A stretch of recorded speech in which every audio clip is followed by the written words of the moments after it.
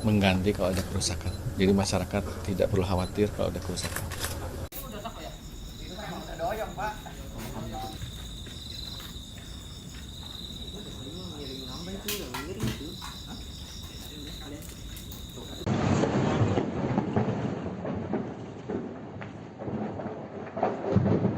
PJ Bupati Bogor, Pak Asmawa. Pak Bupati sudah ke lokasi yang sisi sebelah sana di Desa Ciangsana. Pastikan warga aman dan Pak Bupati menenangkan warga, dan ada 85 kakak yang untuk sementara di tempatnya kepala desa, dan 50 kakak di tempat masjid Darussalam di dalam kota wisata. Dan karena ini bulan Ramadan, Pak Bupati juga menyiapkan dapur umum, tapi dapur umum sifatnya karena untuk sahur nanti, jadi disiapkan juga. Pada intinya kondisi sudah terkendali dan aman.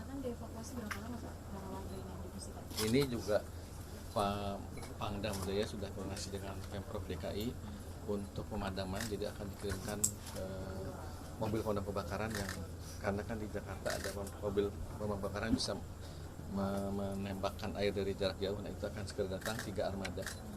Jadi nanti kita lihat lagi. Ya, insya Allah.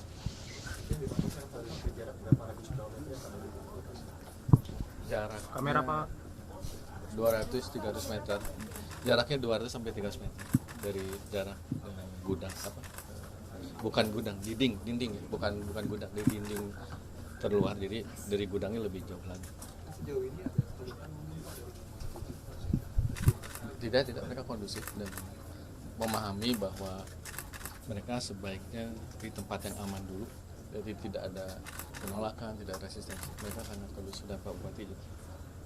Apakah ada kerusakan dari rumah warga yang terdampak? Ini sedang didata oleh baik dari Kodam Jaya maupun dari BPBD. Pada intinya kami akan mengganti kalau ada kerusakan. Jadi masyarakat tidak perlu khawatir kalau ada kerusakan. Ya, Pangdam, oke, cukup ya. Ya, cukup ya. Masih ya.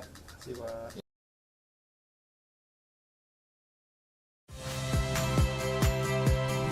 Saya Aldin Fridianto.